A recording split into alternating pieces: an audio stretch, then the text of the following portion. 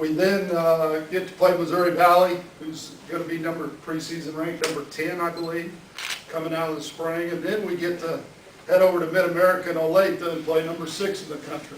So from a standpoint of our program, we're going to find out real early what we're all about, and we'll make some adjustments from there. So what I'm going to do is take that 3-game stretch, use it as a big evaluation period for our team, see where we're at, and then continue on into the HAAC, because then we've got about 7 more games to really try to win some ball games and finish at the top of the conference.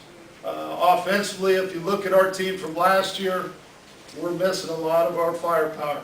If you looked at us on paper, Mac Brown was a 4-year starter at quarterback. We've got to replace him. Richie Bryant was basically a 3-year starter at tailback, conference player of the year 1 year, got to replace him. And then Brad Fawcett was our 2nd all-time leading receiver at Baker University, which is quite an honor, with 162 catches. And he was kind of that grinder kid that we found in tough situations, and he made plays for us and scored a lot of points. And then Derek Dorfler, our 3-time all-conference kicker, finally graduated. So I can't go into that Dorfler zone, which is when we crossed the 50, we were thinking if we don't turn the ball over, we could get some points here. And right now, I couldn't tell you who our kicker is going to be. It might be one of our tailbacks. We've got a pretty good tailback out of Texas that we're going to ask him to practice kicking until we find somebody else to take that duty. So we're in 4-down territory, or we punt at this point until we find a kicker. But with that being said, on offense, we've got some guys. We're at a point in our program that I feel like we've got some guys in place depth-wise that are going to step in and do a good job for us. At quarterback, Zach Faust, we redshirted him last year. He's a redshirt freshman, young man out of Arkansas, won a state championship, good leader. He had a nice spring for us. We got a transfer from the University of Kansas, Jake Morse, M-O-R-S-E. Going to be a good player for us, going to compete for the quarterback job.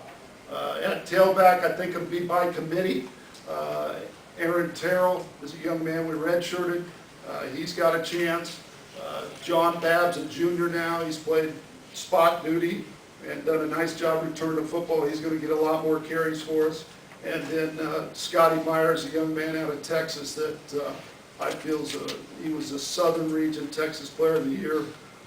Did a lot of things with the ball in his hand, and he's going to get a chance at tailback. So we've got some guys that are going to have to step up early and make some plays for us to be successful.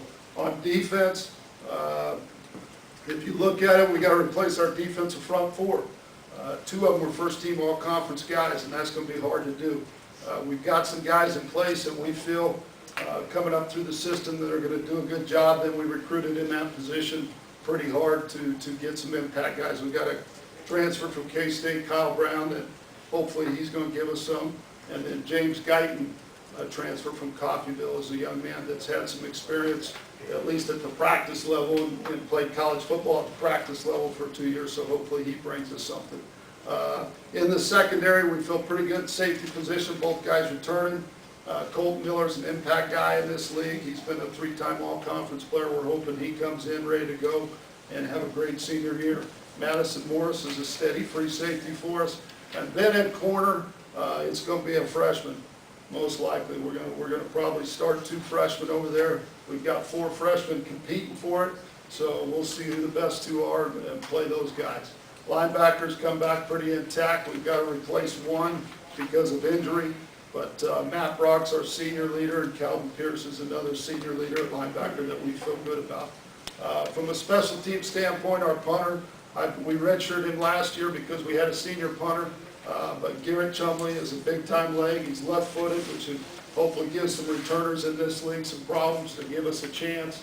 But he's got a big leg for us, and he'll be a junior, and he'll be our punter. And like I said before, hopefully we're find a kicker that we feel comfortable going into the red zone that we get some points that way. That's about it. Appreciate these guys up here, the new faces. Awesome to meet you today, and we'll see you on Saturdays to come. Thank you.